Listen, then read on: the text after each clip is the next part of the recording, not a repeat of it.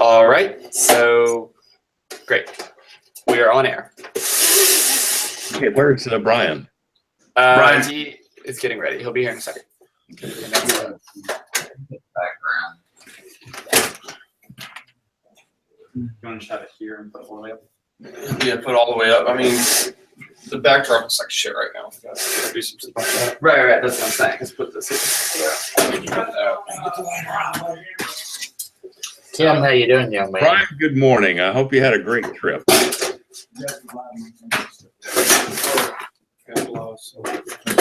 I guess I didn't hear that. I didn't have headphones. Brian, good morning. I hope you had a great trip. It was okay. Can you hear me? Yes, I can. Can you hear me? Okay. I can hear you a little bit. I'm gonna want to turn you up a little bit, but that's a Sam issue. So give All right, me I'll one. bring the microphone a little closer. Give me 1 second here. I need those headphones turned up a little bit. Close those closet doors. Yeah, it is this That way. knob over here. Right next to the input. Yeah. Turn it up.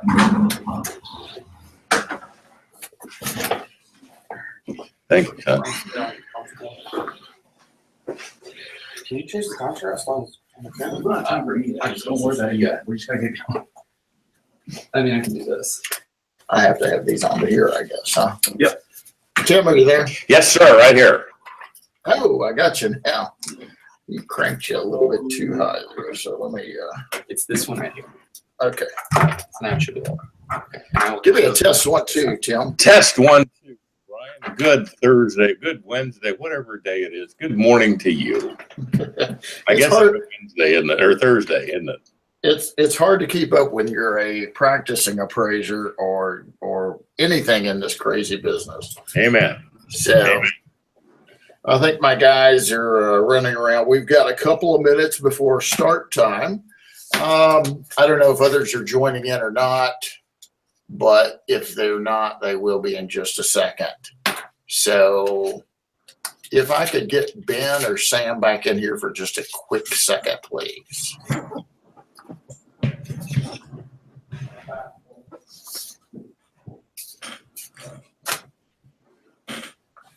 What's that, Brian? No.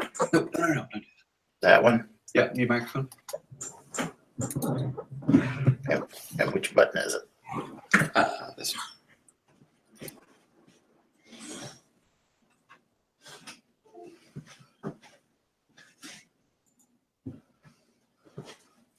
No, lost you on the audio.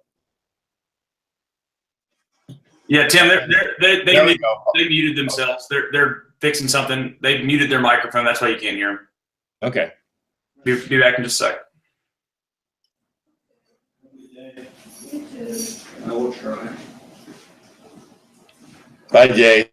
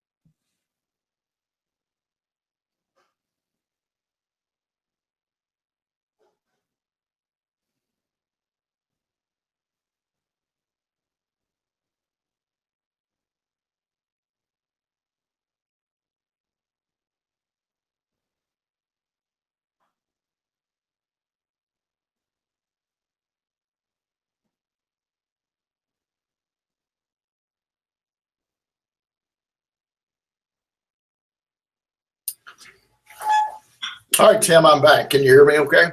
Yes, sir. Got it fine. Great. So we're going to wait just a couple of minutes for some more viewers to jump on here before we dive into the subject matter.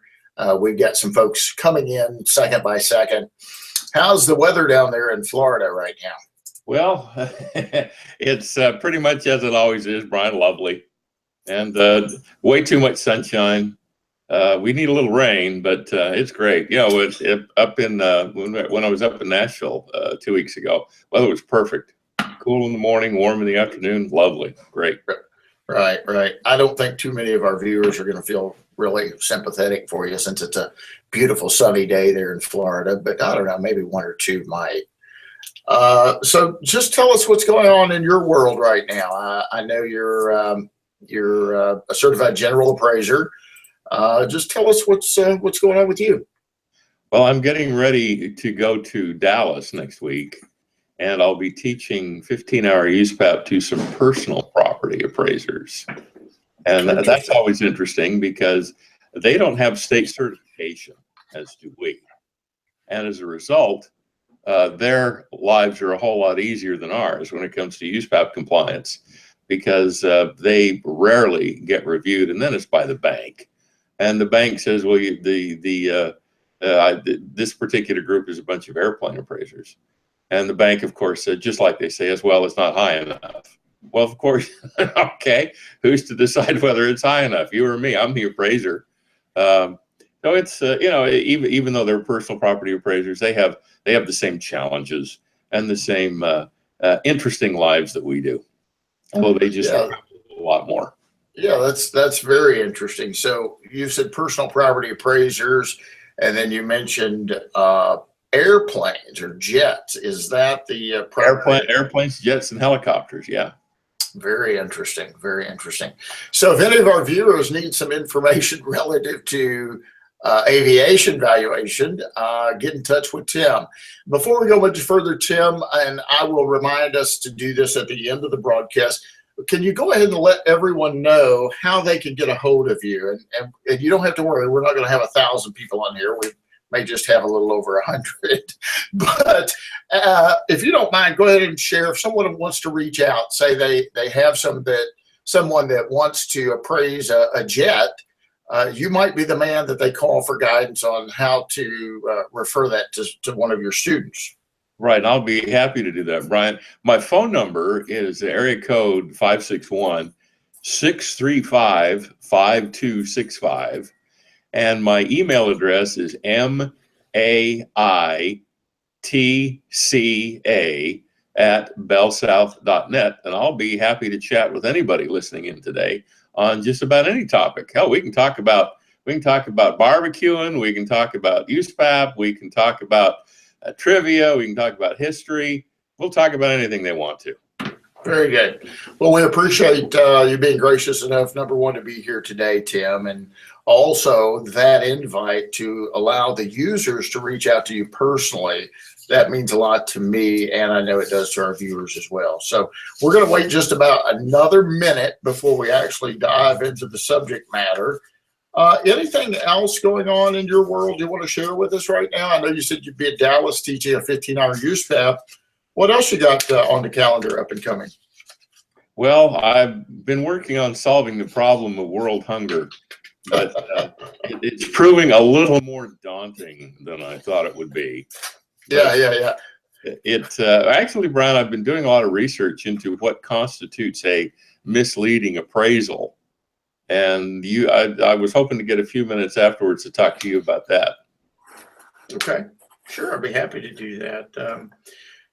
Have you helped appraisers that have gotten in trouble with the regulatory boards? I have helped a number of appraisers who have gotten in trouble with a number of regulatory boards. And what we find, Brian, is that the states go in asking for a left arm, a right leg, a couple of children, and maybe the title to your house. But after some negotiations, the penalties are usually a lot lower. And in fact, the last couple of appraisers I've worked with, we've been able to get the state to drop the charges entirely. So it's interesting because, you know, appraisers are kind of like teachers. Nobody ever says good job. All we ever hear is when we make a mistake. Sure. And of course we make mistakes. We're human. Hello. But it'd be nice if every so often a reviewer would pick up the phone and you say, you know, Brian, I just got through with your report. That's one of the best reports I've ever read. Thank you. Thanks for being right. Thanks for following USPAP. Thanks for having a good attitude.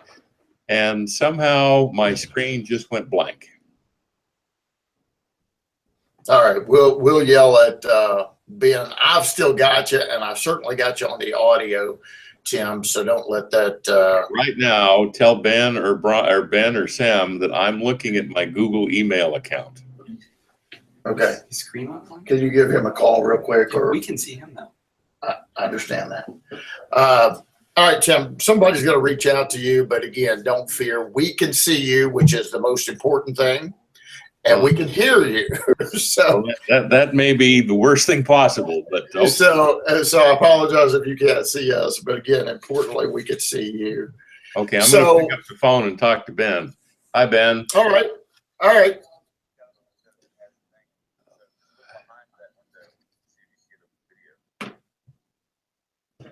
Oh, I'm going to give all Tim right. just a That's second. it. Thank you, Ben. Stick up with that, but all right, we apparently got the problem. It was the operator error on this end. All right, very good. Well, let's go ahead and get started. It is a little after 10. We've got viewers jumping on by the minute, and we're going to go ahead and chat a little bit. So, Tim, our topic today is talking about adjustments, how you support your adjustments, or in some cases, how appraisers their adjustments. And I just want to start out by, again, thanking you for being here. You know, it's kind of a little old secret, I guess, whether it intended to be or not. But for many, many decades, appraisers have been pretty fortunate that their clients and other intended users, and even in a courtroom setting, many times, appraisers weren't ever asked those questions. You know, where did you get your adjustment for that garage? Where did you get your adjustment for that additional bathroom? And, you know, I always poke fun. The adjustment for a bathroom has been $2,000. It's been that way 40 years. It never changes, right?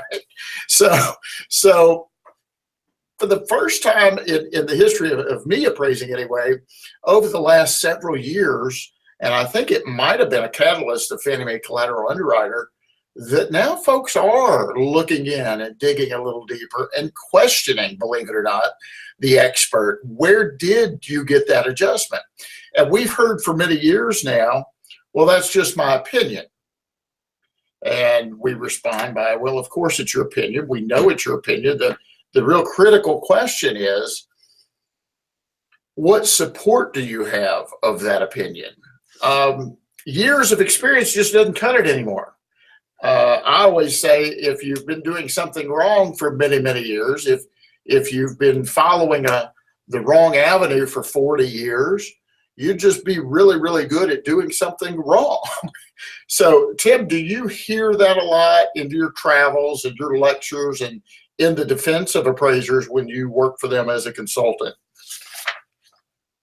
Right. What I've found in studying the websites of various state appraisal boards and talking with various appraisers around the country is what you said. A favorite reason when the state brings charges is the appraiser says, well, that's the way I've done it for the last 30 years.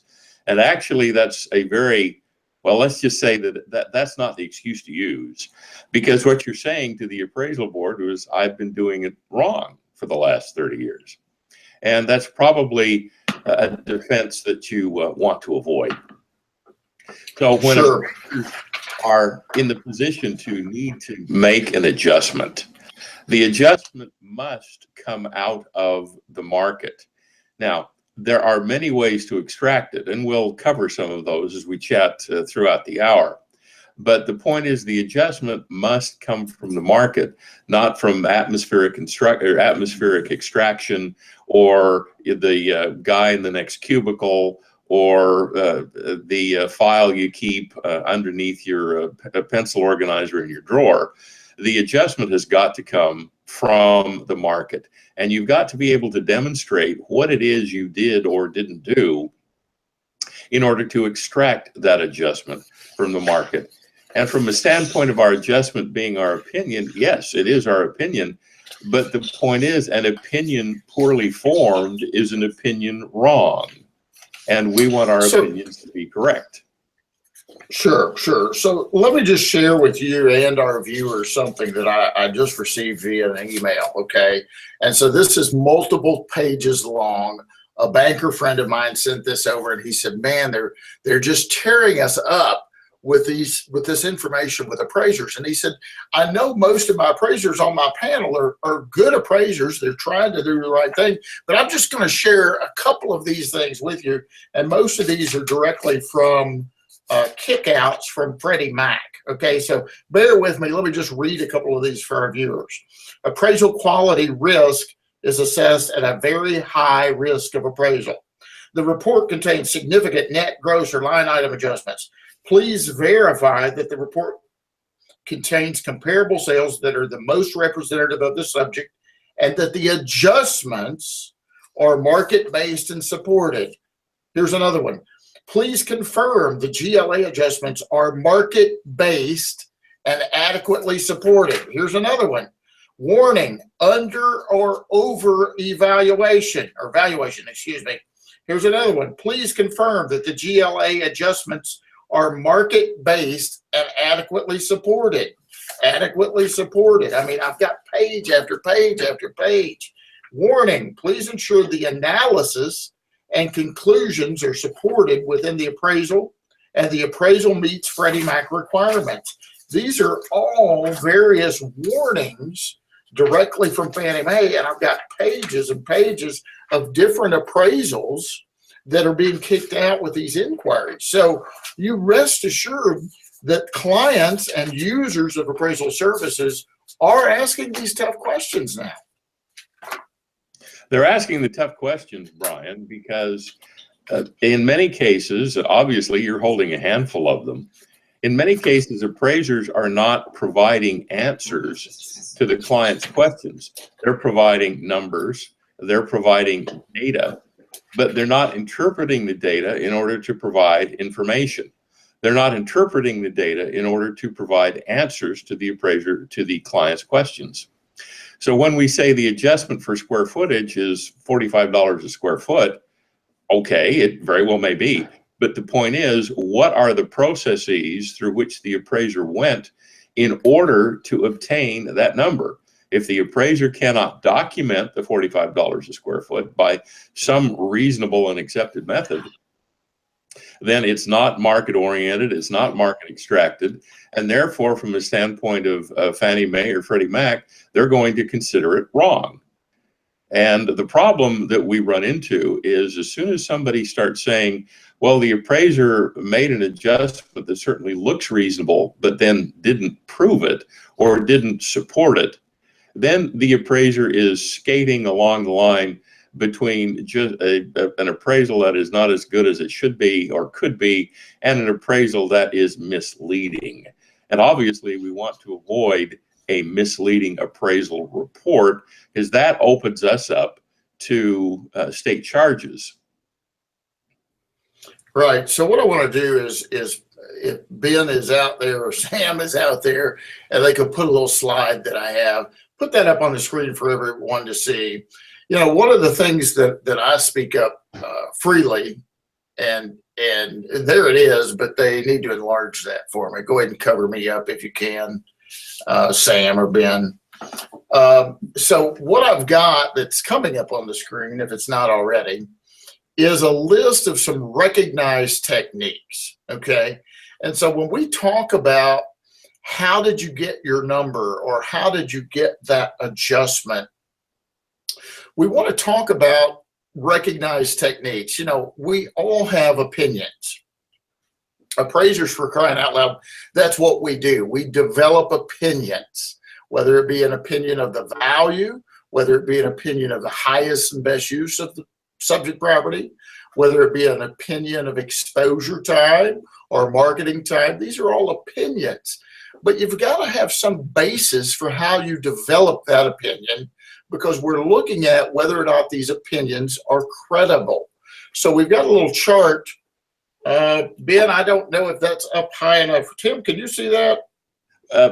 Yeah, I can see it, but Ben, Sam, it's not big enough. Go ahead and blot out Brian or blot out me. Please blot my face out and get that. That way, the graphic itself will be large enough to see. Hey guys, if you'll click There we go. I got it. I got it. That was it. That's it. There you go. Okay. I guess I was in charge, Tim, and I didn't realize it. I'm sorry, Sam. So here we go. Let's look at this little circular chart that I have. And by the way, Tim, we do have some questions coming in, so we'll get to some of those questions in just a second. But look at these circles here, or ovals, if you would like. The outer oval there mentions data analysis. All right. So this would where we would get into some paired sales and whatnot. Our next oval is statistical analysis. Then we have cost-related adjustments. Then we have capitalization of income differences. And finally, we have one here at the very bottom. It's actually one of my favorite that not many people think about. It's a market survey technique, where you're actually just asking market participants or folks that are involved in the market for a survey, if you will, to draw some sort of conclusions on. All of these are recognized techniques that will help you support your opinion, as opposed to saying, well, it's just years of experience. Tim, do you want to jump in here and talk about any of these? Yeah, Brian, I submitted a graphic showing a survey of market participants. Have you got that, or Sam and Ben have that they can bring up on the screen? Sure, give me just 1 second and I'll pull it up. Not a problem. Lovely photograph of you and your sweet bride. So there we go. So as we not have any dead air here. Now, please understand that this is a graphic only. I made it up. It's got nothing to do with an actual appraisal. But the point is, what we're trying to show here is that you contacted 11 real estate brokers in the local area, and you asked them about, when I say you, I mean an appraiser. And the appraiser asked these 11 real estate brokers about what is the contributory value of a swimming pool. And there you've got your answers. So, and while we're not going to go into a long analysis here because we don't have time of which answer is the answer you should use, the point is, by surveying the market, by surveying residential brokers who work with houses that indeed feature swimming pools, what you've got there is a range. You've got anything from about $7,500 for a pool all the way up to almost $22,000 for a brand new pool. Therefore, you're going to take a look at that and you're going to say, well, the pool in my subject is a lot like this one, and the pool in my subject ain't very much like that one. And you're going to give them individual weights, and that way you're going to come up with a pool adjustment. The point of this analysis is this comes right out of the market from people who deal with this every day. We as appraisers tend to be at least 1 degree removed from what happens in the market. We're not out there, as are the brokers, listing property, showing property for sale, receiving offers, rejecting offers, etc. We're a little bit behind the curve. We get involved after the deal is pretty much done. But when you're talking to brokers and those who are professional enough to speak with you, they're going to give you some good information about what an individual amenity is worth. So via this analytical process, and it's the one in the smallest circle, as Brian was pointing out, this gets you directly in touch with the market. It's market supported. It's from people who are in the market every day, and thus is support for that adjustment. Is it the best possible support? I don't know. Maybe it is, maybe it isn't. But if that's all you've got, that's what you go with. And that's the point. You went with something that came out of the market. You didn't just make it up. And let's leave that slide up for just a minute, because this might help answer one of the questions we have. Tim, here's a question from Robert. And Robert asked, how do I extract amenity adjustments? Well, you just showed one way with, I believe, your example of a pool. Brian, that other graphic that I sent in, Brian or Ben or Sam, can you bring that one? Yeah, could you enlarge that one? So so it's on the entire screen. Anyway, Robert, what we're looking at is these are actual data. These are taken from an oceanfront condominium relatively close to me down here, and I've done some work in it both back when I was a broker as well as an appraiser. And what we did was we compared units of the same size and the same side of the building to see what kind of a floor adjustment we could get. Now, can somebody make that bigger? Brian, have you got the capacity to expand that? Or Ben or Sam? Make it, there we go. Okay, Robert, as you can see what I've done, and I'm not going to go into a great deal of detail here, but Robert, please feel free to call me and I'll explain the details behind it. But what we've done is we've got the floor height adjustment. You'll notice there are 4 of them, and they go from about $3,500 a floor to about, I think the highest one is $13,000 a floor. We'd probably get rid of the $13,000 a floor as an outlier, and we'd look at the others, and you might say, well, okay, I'm quite happy via this pairing of sales to use $3,500 a floor. Okay. But the point is, you have paired the difference between floors out of comparable closed sales in the same building.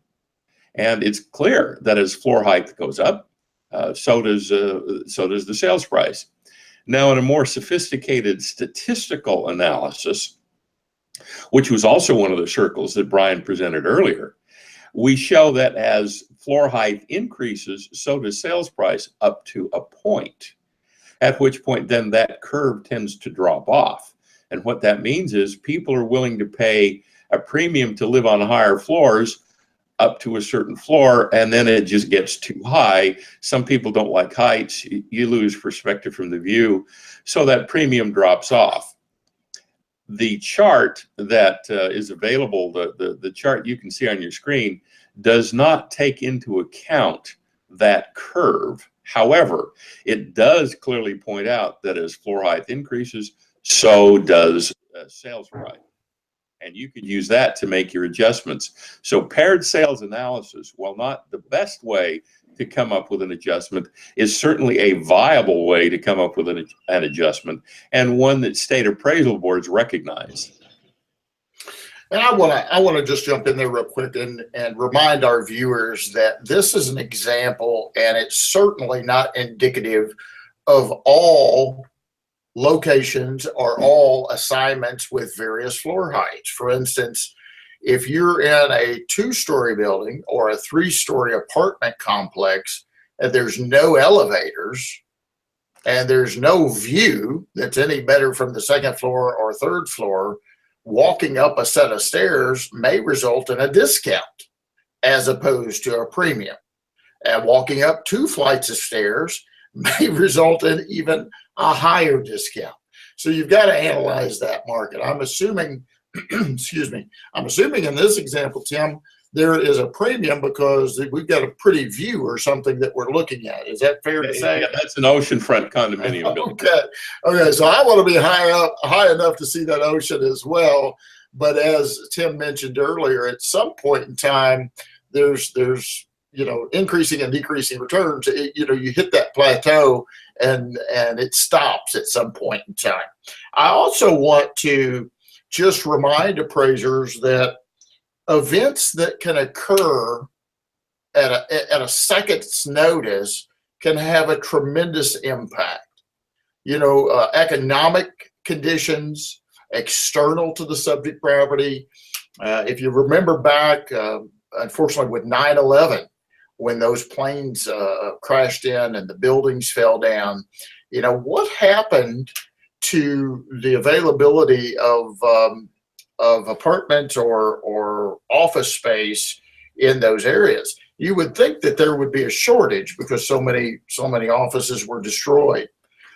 Just the opposite occurred. It was a knee-jerk reaction immediately. People were walking out of 20-year leases because no one wanted to be in those real tall buildings anymore. Now that subsided with time, but you can have an event that can really change the perception of market participants pretty much instantaneously. Let's see, we have another question, Tim. This is from Austin, and Austin asks, how do I make consistent adjustments for bathroom, garage, or carport count when paired sales come out differently each time or not definitively? Okay, Austin, you've raised a great issue in your question, and I appreciate you asking it. Thank you. What you've shown is the primary problem with paired sales analysis. Because granted, you may be able to get two houses with only one major difference, but are the other differences, the minor differences, contributing to or deducting from sales price or value? And paired sales analysis generally won't handle that problem. You know, the old joke is one appraiser called another one up and said, "You've heard of paired sales analysis?" The other appraiser says, "Yeah." And the first appraiser says, "I found one." And that may take you, 20 years to find a true paired sales analysis where there is only one difference between two houses. It just doesn't work that way. The only way to be fully aware of how much an amenity contributes to or deducts from value is, as Brian said earlier, he introduced the topic, is the use of regression analysis.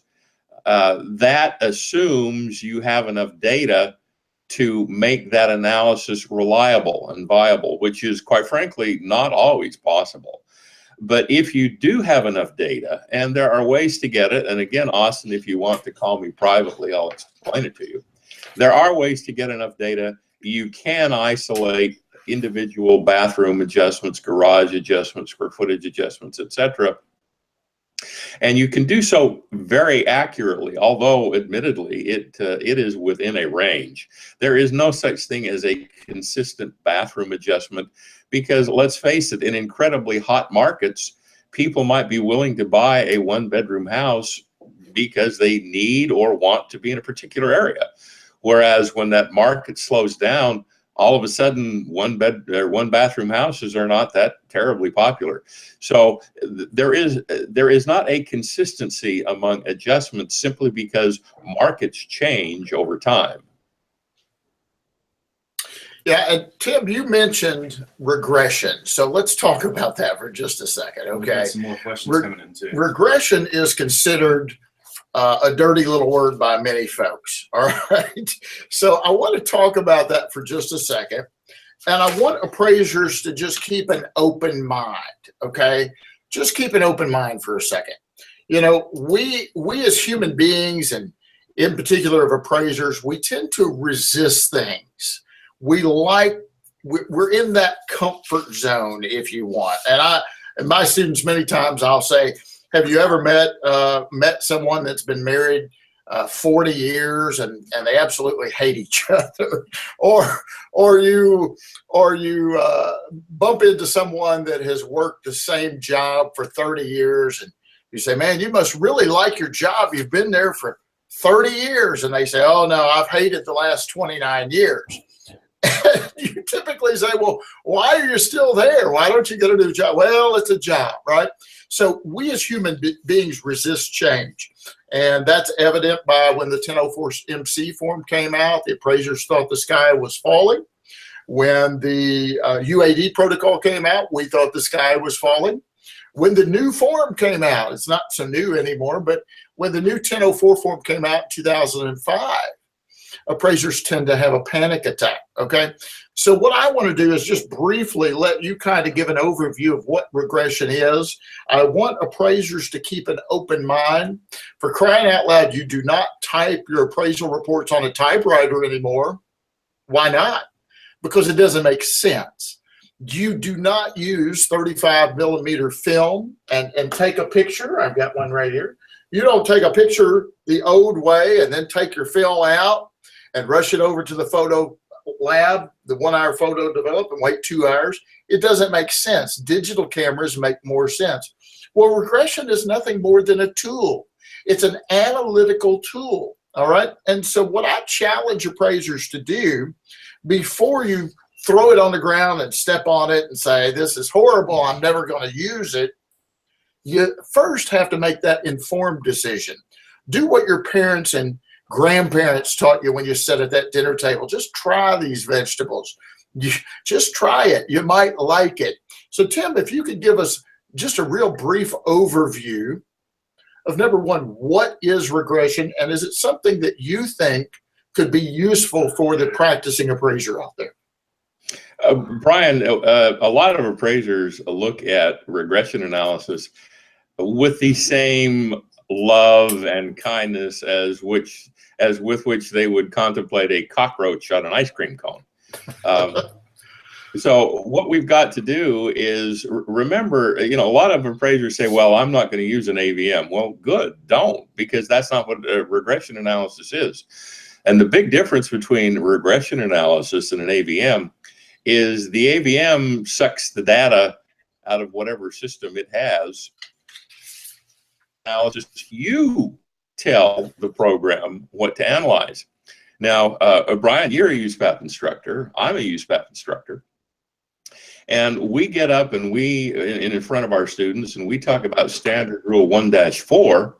And Standard Rule 1-4 says that the appraiser will collect, verify, and analyze all the information necessary for credible assignment results. Well, the only way to analyze all of the data quickly, efficiently, and most likely correctly is via regression analysis, because via paired sales analysis, and we talked about this with Austin's question, via paired sales analysis, it takes too long. You just can't do it. So what regression analysis does is mathematically, and we're not going to go through the math, but mathematically, it looks at a bunch of sales and basically pairs out the difference. But instead of a human being having to do it at human being speed, it is a computer program doing it computer program speed. So as a result, you can get these analyses very quickly. Now, if you have Excel on your computer, you can do regression analysis. You have to set it up to do it, but that's not difficult. We're not going to cover it here, but it's not difficult to activate the analysis pack so that you can do regression analysis. Now there are other. Tim, I'm gonna jump in real quick. Can you just real quickly explain what is simple regression or linear regression, and what is multiple regression? Okay. Multiple regression is nothing more than linear or simple regression a whole bunch of times. With simple regression, you get, for example, if you were to take 25 houses and measure their sizes and measure their sales prices per square foot, that's simple regression analysis done simply. But what we find, hi Ben, what we find is that in houses, there are numerous inputs that change value. And in fact, if you look at the sales comparison approach on the second page of the URAR form, I think there are 20 fields of items that can affect value. Well, multivariable regression analysis has the ability to take all of those into account. Again, we're not going to go through the math, but if you want to learn more about it, again, call me privately and I'll be happy to talk to you more about it. Our friend Josh Wallet has a great program available if that's the direction you want to go. Yeah, and we're certainly we're not endorsing or advertising anyone in particular today, but as a resource for appraisers out there, we also want to share information. So you just mentioned Josh Wallet. He's got a program David Braun's got a program, and I think Great wrote a program, book. So we encourage appraisers, and if you want information or ways to contact those two individuals we mentioned, send us an email at Appraiser eLearning. We'll be happy to get that information to you, or Tim can direct you in that manner. Tim, we've got some more questions rolling in, so I'm just gonna start firing away at you if you don't mind. Danny is asking, how do we deal with adjustments in rural areas with not enough data for regression? So maybe he'd like to run regression. First of all, how much data do you need for regression?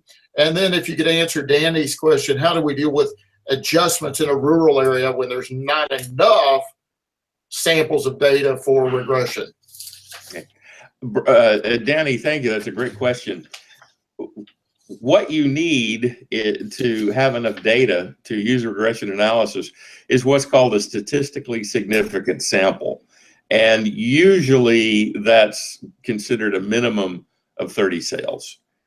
Now, you're in a rural area, and Danny, quite frankly, there may not be 30 sales. And I completely admit that, and I completely agree with you that that is a shortcoming, that is a fault of regression analysis, and it's difficult to overcome. However, it is possible to overcome it. And basically the way you overcome it is you go further back in time to try to get more sales, or you go further afield to try to get more sales. Now, Danny, remember that one of the reasons we have the opportunity to reconcile in an appraisal is to say, quite frankly, client, my data weren't all that good. There weren't all that many sales, and I did what I could with them, and I think that the results are accurate, although they may not be reliable. That's perfectly acceptable to say in an appraisal. And if you look at Standard Rule 1-6 A and B, you'll see that USPAP recognizes that sometimes there aren't a lot of data, sometimes the data aren't very good. And as a result, as Brian mentioned earlier, you're going to use regression analysis as a tool, but you are going to use it as nothing more than a tool. And in certain appraisals, there might be more efficient, more effective tools out there. Great. I'm going to combine a couple of folks because they have a very similar question. So John and Drew both asked pretty similar questions here. I'll read part of John's and then I'll just finish up with Drew's. John says, to what extent should we explain adjustments in the sales comparison grid? Should we give a general statement, or do we need to provide a step-by-step explanation? Of course, he's talking about Standard Rule 2. Drew goes on to say, how important is it to comment on all adjustments made in your report and indicate how they were determined? So this is for John and Drew. John. Okay, John, Drew, thank you. I tend to give relatively general reasons for making an adjustment, unless I'm acting as an expert witness, then I give detailed. But typically the client does not want to see the math behind the adjustments. It's simple to say that the pool adjustment, and I'm using pools just as an example, it's simple to say something like the pool adjustment is the result of a paired sales analysis of 10 properties with pools and 10 properties without pools, and I use the median difference, or something like that. And then, of course, in the work file, you have the details if you needed to present them either to the client or a state appraisal board. But I would advise relatively general statements. Brian, again, a USPAP instructor and a very wise man when it comes to this, may see the issue differently. But John, Drew, I think you can get away with relatively general statements that are not just pure drivel and boilerplate. All right, Tim, we have another question. Melanie asked, allocation versus extraction for lot value. I have a lender questioning allocation, need input. So again, allocation versus extraction for lot value. Have lender questioning allocation, need input. Okay. Allison, when you say allocation, I think what you're referring to is possibly using the tax assessment as a base and then getting the percentage of the total tax assessment to the land and then to the improvements, and then multiplying your comparable sales prices by those percentages to allocate site value and to allocate improvements value. That is an acceptable method. However, it's based on the premise that the tax assessor's assessment is based on market value, which may not be true. So, well, if I were reviewing your appraisal, I would have no trouble with the protocol itself. I would expect a relatively detailed explanation of why you had to use allocation rather than comparable sales. And I think that's what the reviewer or the client is asking you. Why did you go with allocation rather than comparable vacant land sales? And if you explain that, I think that will answer the question. Allison, again, if you would like to speak with me personally on that, please feel free to do so. Yeah, and I can see her point on that. Many times you have, I know in my community, whenever we have a lot sale, maybe a house burned down, maybe the house was torn down, and then the land is sold, I scoop those up and I keep those in a folder for use.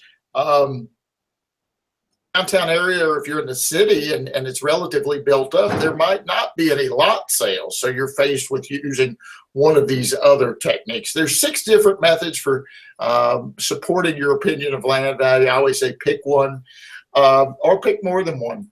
If you're basing it on what the assessor's doing, be careful with that. I think the bigger picture is, and I'm fine with what Tim said, as long as you're really explaining that, but be careful. If I hire you for your opinion and you reach out there and just grab the assessor's opinion and bring it over and use it as your own, I'm really not getting your opinion. I'm getting the assessor's opinion. And then the other thing you got to be very aware of, those assessors many times look at the districts maybe once every 4 or 5 years. So did they develop that opinion this year, or was it 4 years ago? So those are things to look out for. Again, Tim, we've got some questions coming in, and I'm just going to keep going rapid fire with those, if that's all right with you. James asked, what is your opinion on the best way to determine gross living area adjustments in the sales grid? Boy, is that question fraught with all sorts of problems. You can take an ANSI, ANSI course through Appraiser e-learning that when I took it, I found it very interesting and very good. There is no particular problem with it. The problem comes, however, you do a superb job of measuring your comparables. Okay, then are you going to go, or excuse me, you do a superb job of measuring your subject, then are you going to go measure the comparables? That's usually not possible. Typically, what most appraisers do is they will measure the subject very precisely through ANSI standards or architectural standards or engineering standards, which is fine. But then they'll use the assessor's size value so that you're dealing with a constant size across the comparables. Again, as a reviewer, I have no particular problem with that so long as it's properly explained. But to go out and measure your subject and get very precise measurements on it and then use the county measurements for your comparables is an apples to oranges comparison that opens you up to trouble. But yes, that's a valid question, and it is something that flummoxes appraisers across the country because there is no single basis for measuring properties. Now, Brian, you were saying in Kentucky and Ohio and what is it, West Virginia, that the county assessors must use ANSI standards. Is that correct? Well, in Kentucky, it is part of our requirements as a practicing appraiser to measure in accordance to ANSI. And what Tim and I are referring to when you say ANSI, it's the American National Standard Institute. It's a nationally recognized guide for how you calculate square footage in attached and detached single-family residences. it's something tangible. It's something you can sink your teeth into. I'm writing an article right now, probably for Working Real Estate Magazine. And, you know, Tim and I both travel around the country lecturing. And I'm amazed that when I ask appraisers, if you're measuring maybe a story and a half, and you take your tape measure over, where do you start that on the wall? And I hear 3 feet, 4 feet, 5 feet, 6 feet. I hear outside divided by 2, paint to paint, baseboard to baseboard. I hear a variety. And of course, then when I hear someone say, well, I start where my head hits, my typical response is, well, if I'm the client, I want you to send your shortest appraiser over to appraise my house, and my house will be bigger, right? So it's good to have a standard, if you will. Kentucky requires licensed and certified appraisers to adhere to that. We may be the only state. There may be one other out there. I know our local board of realtors just published and said that the real estate community can no longer say the square footage is based on PVA, which is assessor in our area. So we're trying to get some consistency there. Philip asked, Tim, how do you adjust for basement space compared to gross living area space? Philip, thank you. Where I live, we don't have basements. That would be an indoor swimming pool in Florida. So I'm going to defer to Brian on that one. Yeah, it's no different than how you're extracting your other adjustments. And I don't know if I'm still here because I hit something, I suppose. So I need Ben or Sam to run in here for just a second. Brian, I can still see you on the screen. Okay, great. That's the important thing. Let me give you another question while I'm fixing this in here. What's happened? Oh, I'm not sure exactly what happened here. Oh, it's just a thing. This is really kind of off of our subject, Tim, but I'll let you answer this real quick if you have some thoughts on it. Ted asked a question. When do you think the AMCs will pay reasonable and customary fees, if ever? That's another question that is fraught with all sorts of danger. Remember, when the AMC sends out the blast email and says, we'll pay you $250 to appraise this house, you have every right to send them back an email saying about the same time as hell freezes over. Why? And a counteroffer, you know, say, I'm not going to do it for $250, but I'll do it for whatever it is you consider to be appropriate. So, you know, they're in business to make money. We're in business to make money. And sometimes that requires negotiations. Absolutely. And appraisers, don't be afraid to charge. What you have is very valuable. You know, you're at a weekend barbecue and out on the back patio, maybe having an adult beverage, and you have someone come up and say, hey, should I update my kitchen or should I update my bath? What do you think? Well, if you answer that question, you're giving away your services. That's something of value that you could provide a feasibility study. You know, if at that same barbecue they went up and asked the attorney, hey, I need your legal advice on this issue I'm having over here. Or if they go up to a doctor and say, hey, can you help me with this rash on my back? You know, these professionals would probably say, make an appointment, come into my office, and don't forget to bring your checkbook, right? A couple of more questions for you, Tim. We're starting to run out of time. I do want to let our viewers know that this broadcast is being recorded. If you'd like a recorded copy, just email support@appraiserelearning.com. We can get that to you. Robert asked, bulletproof adjustments. How can these be extracted from the limitations of market data compared to having inspect the subject property?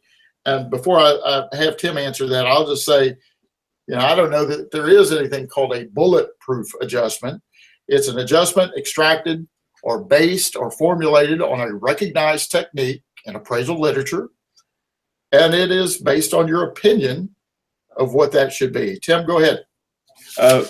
Robert, thank you. To me, a bulletproof adjustment is an adjustment that survives scrutiny, quite frankly. And if you take your adjustment from the market, paired sales analysis, interview with market experts, regression analysis, something along those lines, your adjustment is bulletproof because it came out of the market. Now, Brian and I can look at the same house, and he can come up with a $2,000 adjustment for the bathroom, and I can come up with a $3,000 adjustment for the bathroom. We're both right, assuming we got the data out of the market and didn't make it up. I remember when I started out as an appraisal, I asked what a fireplace adjustment was, and in Florida, fireplaces are not that valuable.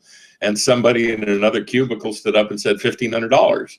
So for 5 years, I used $1,500, not knowing that it was right, wrong, or indifferent, but nobody said anything. So the point is, your adjustment is bulletproof if you can support it out of the market. If you can't, it's not bulletproof. If you can, it probably is. I guess the point, Tim may have support for his opinion, and I may have support for my opinion. And it's not a matter of right or wrong. It's a matter of who's credible. And we might both be credible. When you get to that stage, it may be a situation for the trier of fact to resolve a dispute. I think in most instances, it's when you don't have any support and say, well, how'd you get that number? And you say years of experience, or I guessed.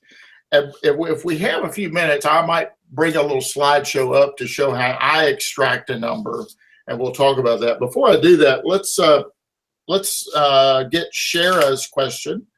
Shara says, I find it unrealistic to paired sales analysis for adjustments for each feature or amenity. It's almost unrealistic. Any suggestions? And I just want to say one technique I use, and of course you can't do this for Fannie Mae or Freddie Mac or secondary market because they want that quantitative analysis where you are making adjustments. But if you have a client, if you're doing work that is non-Fannie Mae or non-Freddie Mac, you can actually do a qualitative analysis. I do that a lot, where you're not actually making numerical adjustments. It's quite frankly how I believe the market really works, and you can support that. And then I do a reconciliation via a ranking analysis. So Shara, in many instances, if I'm doing litigation work or I'm working for a homeowner thinking about selling their house, I might not have any line item dollar adjustments or even percentage adjustments. I may attack this from a qualitative analysis strategy and then make a ranking analysis. Tim, do you want to talk to Shara on her question about the paired sales analysis? Shara, I agree with you. It is archaic, and it's very difficult to do by hand. So while it is an acceptable method, it is not necessarily the method you'll choose to use. Now, Brian raised the issue of non-Fannie Mae, non-Freddie Mac work. Most residential appraisers make their bread and butter doing work for those two organizations. Therefore, you must have a dollar adjustment. I would recommend, Shara, that you find a vendor of a regression analysis program and learn how to use it and see if that satisfies what you're looking for. Then if that doesn't work, maybe you want to take Brian's advice and go to qualitative adjustments, which in the commercial world, which is basically where I come from, is extremely common. And I do that a lot, frankly. You know, one thing I also want to talk about is if you're looking at a particular market, and I want to reach out to all those watching and say, I hope I haven't insulted anyone. When I talk about the common defense of, I've been doing this 40 years, I have years of experience. If you've been studying a market and have kept a real good pulse on what's going on with market participants in a particular neighborhood or subdivision or submarket, I tip my hat to you. That's not what I mean. What I mean is when you're in the hot seat, whether it be in the court of law or in a regulatory board hearing or something, and you're asked a difficult question that maybe you don't know the answer to, you use that as a cop-out. Well, I'm basing it on years of experience. I've been doing this 40 years. So that's what I mean, first of all, with that. If you've been really studying a market for that period of time, and heck, you probably know that market better than anyone.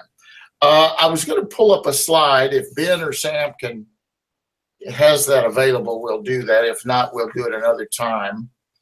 Tim, we're winding down. I'd like for you to give everyone your contact information again, if you can, and then I'll pull this slideshow up.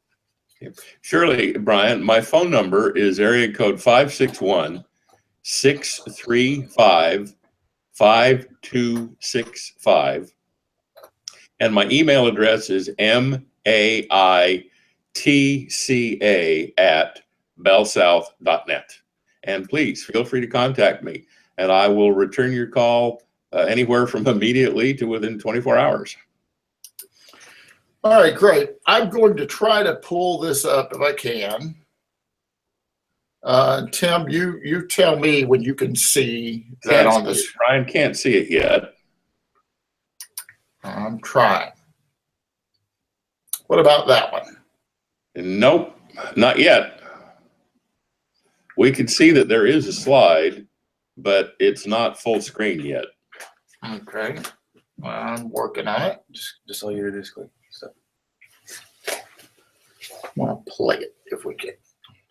there's an animation on it. No. Here we go, one after another. It's a slide. Brian, it doesn't do any good to cover the microphone. No. Let's see if he can. So what do I need? Just let me know what I need to advance. It made me feel better, Tim. Okay. So, can you see the slide on your screen now, Tim, that says what's your, or where'd you get that number? Right. It's still a small slide at the bottom of my screen. It's not big screen yet. Well, let's see. Tim, go ahead and click the small. There we go. There we go. All right. So I'm asked this. You just lost it. Whatever you did, it worked. Still a small screen. So the viewers can see the big screen, guys. Tim and Brian, if you guys want to see this actual slide as your big screen, go ahead and just click on the small image in the bottom right-hand corner. Yeah, Okay, there we I've got go. it. Right. It's out there. Okay. What I want to do, Ben, is advance it to the next slide. Thank you. All right. So I asked this a lot. What do you use for your total life expectancy? Okay. So when we talk about appraising a single family house, let's just say it's an average quality home.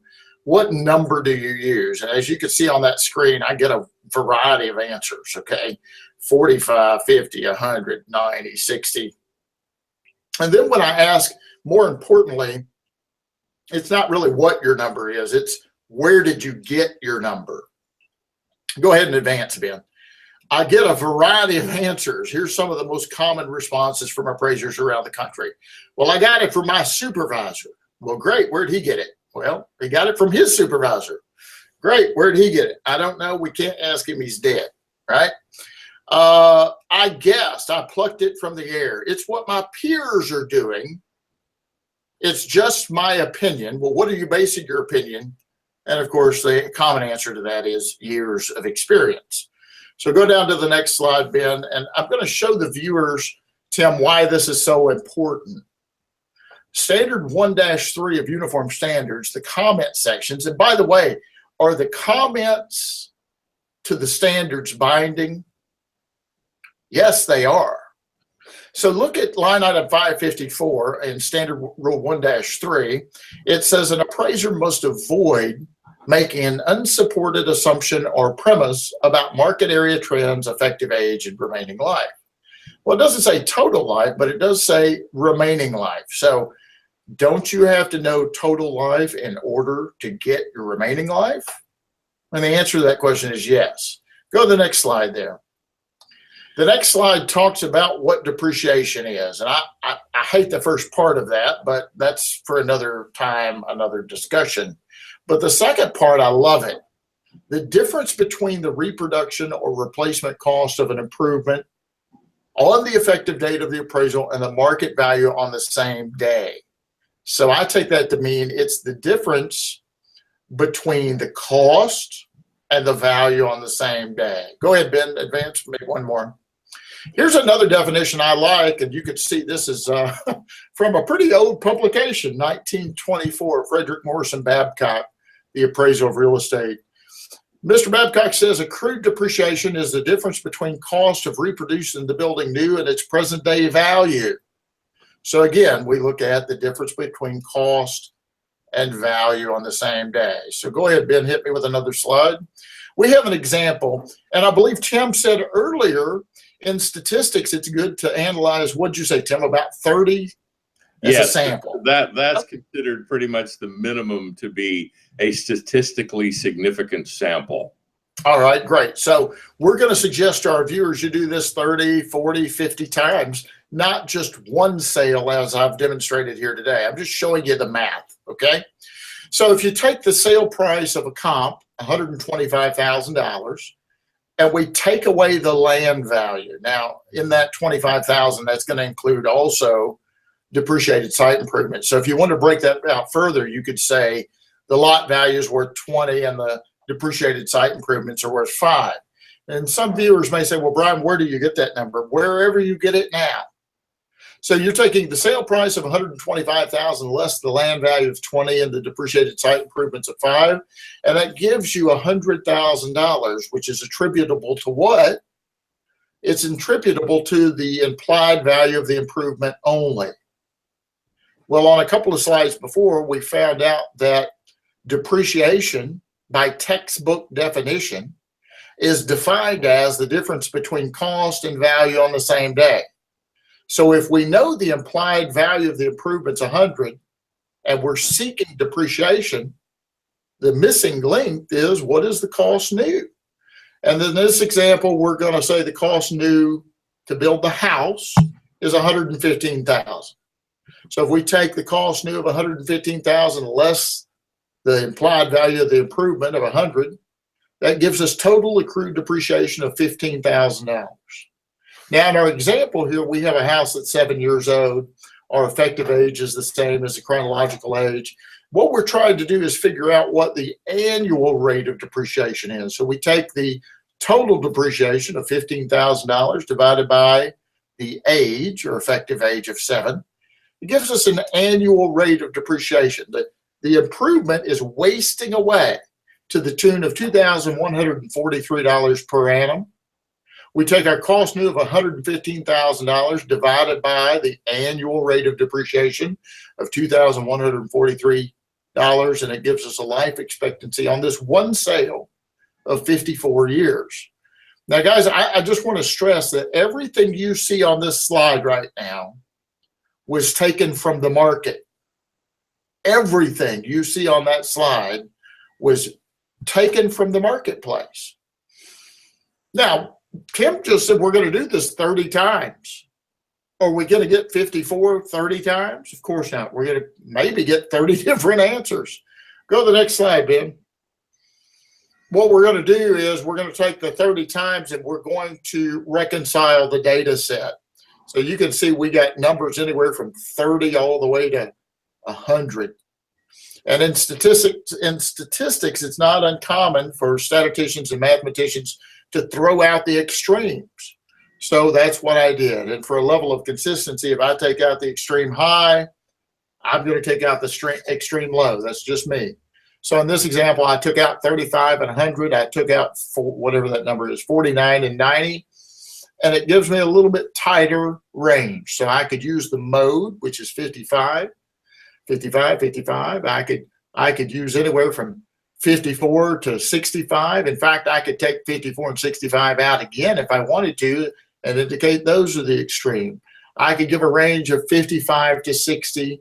Whatever I do, I'm going to say I base my total economic life, my total life expectancy, on an analysis of sales from the marketplace. How did you get your number? I don't care what your answer is, but it better not be I guessed, or it's what my supervisor told me to use, and I'm just a robot. I really don't know how I got that number. Now, what I showed you guys today in this webinar is not my technique. It's not something Brian came up with. This is a recognized technique which can be found in appraisal literature. thanks for allowing me to put that on there, Ben. You can wipe that out. Tim, we're about to wrap things up. Is there anything else you want to go over, or give the guys some suggestions on where they could get some additional information? Brian, first of all, thank you for having me with you today. I appreciate it. From a standpoint of getting additional information, one of the steps to answer that question that I always give appraisers is, well, you need to take USPAP out and you need to read it, especially Standard 1, which is the development standard. And you know, in the old days when we had the 7-hour class, you got a copy of the book and it came all wrapped up in plastic. And what I loved was at the end of the day, we'd walk out of class and there's people who still had their book wrapped up in the plastic. They hadn't even opened the book in the class. Right. That's why I say you need to read Standard 1 and get pretty familiar with it. Is if you look at Standard 1, especially Standard 1-4, it really tells you pretty much what you got to do. And that's why I stress Standard Rule 1-4 says you got to collect, verify, and analyze all of the information necessary for credible assignment results. Not just the 3 sales that are the easiest to get or the 3 sales that are already in your database. You've got to analyze all of the information necessary for credible assignment results. That means that on occasion there might not be very much, but it also means on occasion there might be 250 sales that you need to concern yourself with. And the only way you can do that really efficiently, properly, correctly is via regression analysis.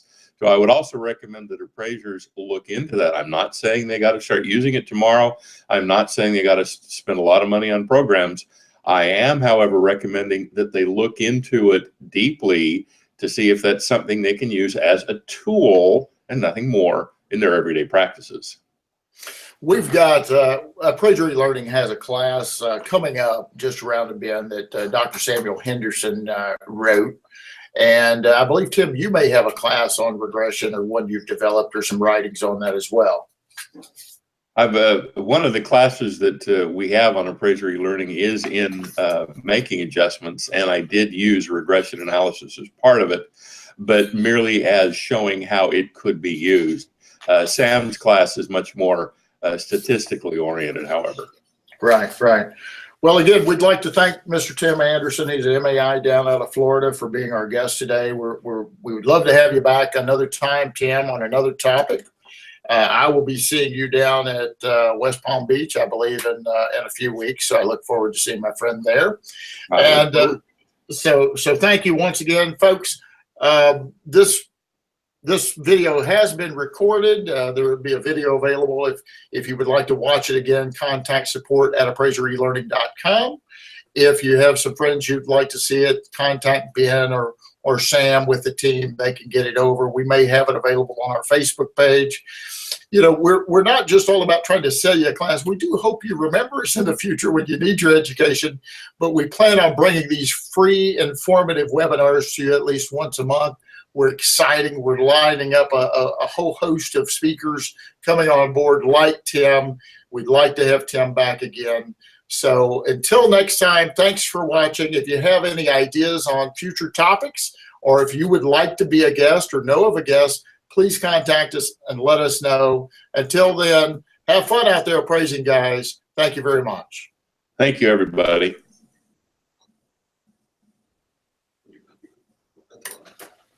We're clear?